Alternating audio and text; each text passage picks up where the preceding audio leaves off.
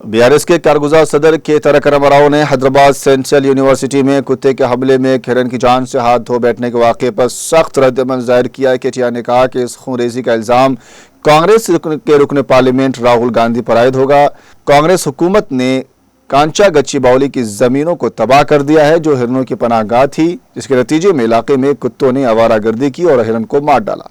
KTR ने कहा कि कांचा गच्चीबौली मिनी फॉरेस्ट को रेवंत रेड्डी की बेहुदा तबाही के नतीजे में कीमती नबातात और हैवानात का नुकसान हुआ है। KTR ने कहा कि वो सुप्रीम कोर्ट से दरख्वास्त कर रहे हैं कि वो जंगली हयात के इस वहशियाना कत्ल पर तवज्जो मरकूज करें।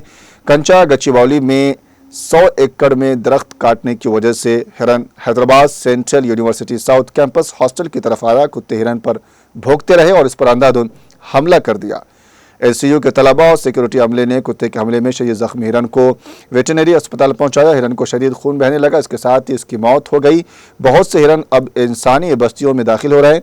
लोग हिरनों को खाना खिला रहे हैं और उन्हें पानी फराहम कर रहे हैं। लोग रेवंत रेड्डी की हुकूमत के खिलाफ शदीद गुस्से का इजहार भी कर रहे हैं, जिसने 3 दिनों में 100 एकड़ पर मुहित सब्ज दरख्तों को काट दिया है।